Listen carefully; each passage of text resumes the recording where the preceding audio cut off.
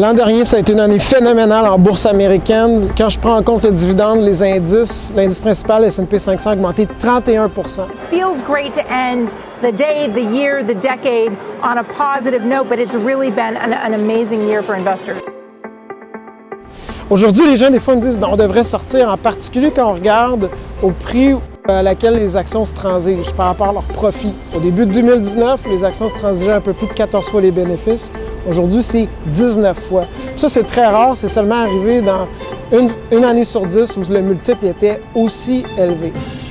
Moi, personnellement, je suis encore optimiste pour le marché américain. Je vais donner quelques exemples. Le premier exemple que je vais parler, c'est le risk premium.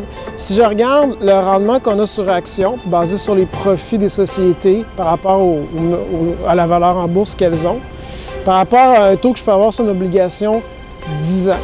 Historiquement, l'écart, dans le fond, je prends mon taux 10 ans, je l'augmente de 3,75 %, puis c'est ce que j'ai comme plus-value. Actuellement, c'est à 5 % de plus. Donc, on est historiquement mieux payé en investissement actuellement dans la bourse américaine. Le point aussi que je veux mentionner, c'est l'exode de capitaux. Actuellement, il y a environ 1,45 billion, donc 1450 milliards de dollars qui n'est pas dans le marché. En fait, il y a moins d'investisseurs l'année dernière qui ont participé à cette fameuse hausse parce qu'il y a eu 200 milliards de capitaux qui ont quitté la bourse pour se réfugier, soit en encaisse, soit en obligation, qui représente mon fameux 1,45 billion. Bien, ces liquidités-là vont probablement retourner dans le marché, surtout que je crois que les taux ne vont pas nécessairement augmenter. Si on regarde les taux d'intérêt offerts sur une obligation de 2 ans, qui est un indicateur des intentions de la Réserve fédérale, bien, ce qu'on voit, c'est que probablement la Réserve fédérale a mis une pause, ça baisse de taux, mais aussi ça hausse. On va garder le status quo.